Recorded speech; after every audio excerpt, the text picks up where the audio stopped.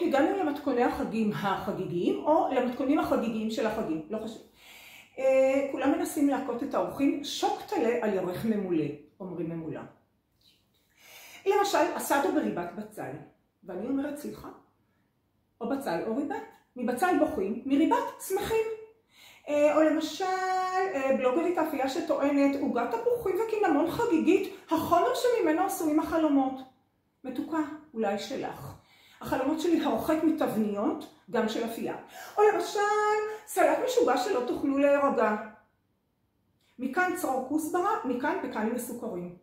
בוורשה פינת לודג' מאוד לא אוהבים את מיתוג הגלויות הזה. מנה עיקרית מלוח, מתוק לקינוח.